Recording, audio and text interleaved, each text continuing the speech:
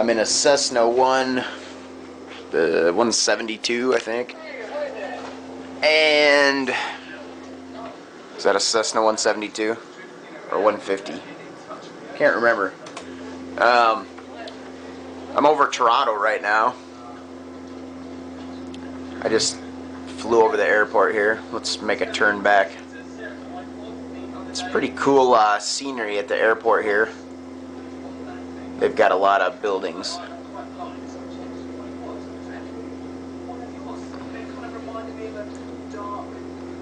I'm actually pretty happy with the graphics on Flight Sim X. Other than I haven't been able to make it as smooth as I wanted to. But there's where I was parked down there. There's a lot of, it's like a little city over there.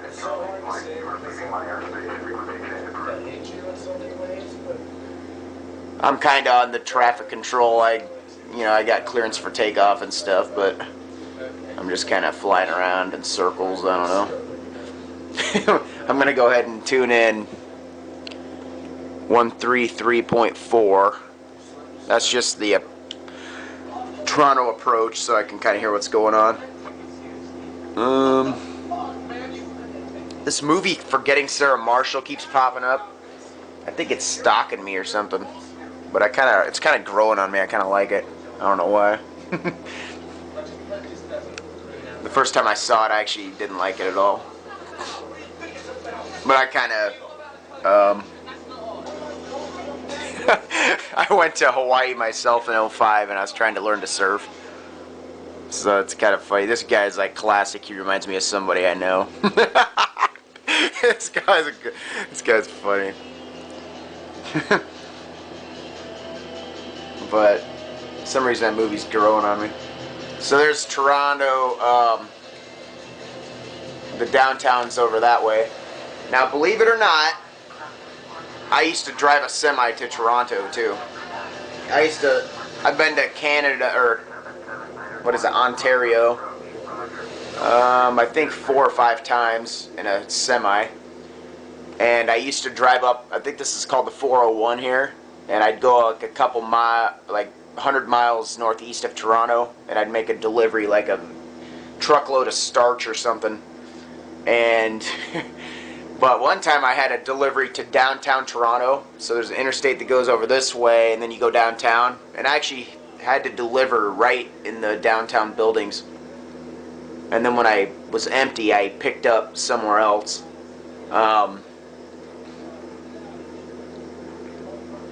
But I have like some funny stories of going in and out of Canada, because every time you go in there, you have to like either have your truck inspected, or you have to do like all this stupid paperwork. And every single time I would manage to screw up the paperwork somehow, where like a couple times I left my like bill of ladings behind, like I just get freaked out, or because I didn't know what I was supposed to do, whether I was supposed to leave them or what. I'd screw it up every single time. One time I just buzzed like right past the inspection station because I didn't know what I was supposed to do. I couldn't find the turn off or whatever. It's just, I have like really weird stories in Canada. When I used to go to Canada, our US dollar was worth more than theirs, and they really liked getting our money. But I think now our money's like worth crap, so. But Toronto's a pretty cool city, and the flight simulator really gives you, it seems pretty close to what it was like when I was there.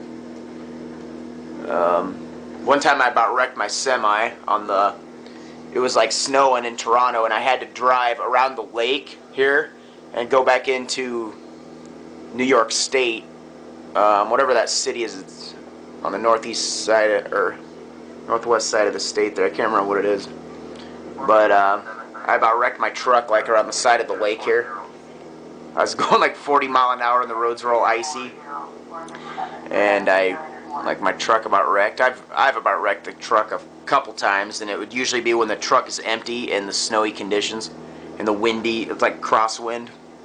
But yeah, I've got a lot of trucking stories. Not that I enjoyed trucking that much. I enjoyed the traveling, but I didn't. Who wants to be gone for 2 weeks at a time and you're not really even getting much money? But I came to Toronto here because one of the cool actors I knew from the 80s. Corey Haim died last month. And I was actually down in Dallas, and I was like, oh, he was buried in Toronto. I was like, maybe I should try to find his, where he was buried at, which is kind of weird. But he was one of all the 80s movies that I liked back in the day. I never was really a huge Corey Haim fan, but the 80s movies I liked, he was in all of them. So, later on, around 2007, they came out with a show called The Two Coreys. And that was one show that I did watch, because I always viewed myself sort of as Corey Haim, like, just kind of not really fitting in, you know, like, people always thought, you know, what's wrong with this guy or something.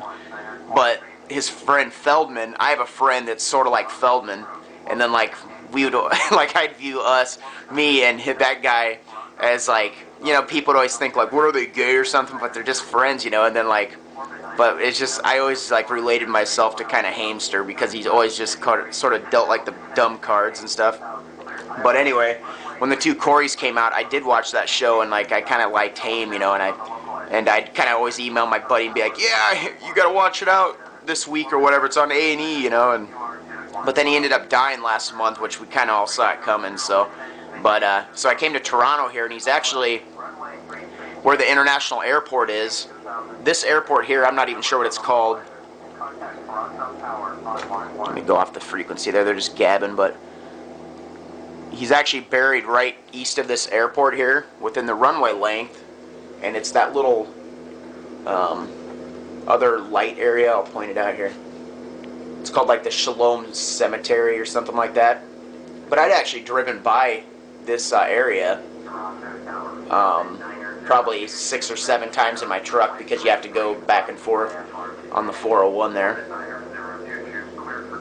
So that's where he's buried. And, you know, like I said, I wasn't a huge Haim fan through the years, but he was in Lost Boys and License to Drive, which I love that movie. It was really cool. And he was always just a real cool kid back in the 80s. So, that's kind of sad to see, you know, just people dropping off like that.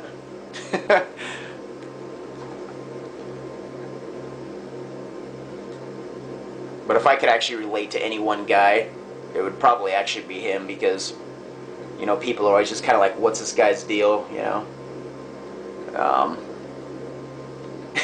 So, I can definitely relate to him on a lot of levels. Now we're turning back to the west here. Yeah, I'm not sure what that airport is right under me. I can find out here. It's Toronto Downsview. So, but Toronto's actually a pretty cool city. I'm not sure I probably want to live there. But I think it'd just be colder than, a little too cold for me probably. That must have actually been a hard transition for Haim, like living in LA and then having to come to Toronto and be cold all the time. I don't know. But I always generally had pretty good experiences in Canada, other than going back and forth. But we have a lot of freight coming to Toronto, because it's just a big hub of activity. There's a golf course down there. And we're going to go back to the airport now. So I'll go ahead and turn the camera off, but I don't know.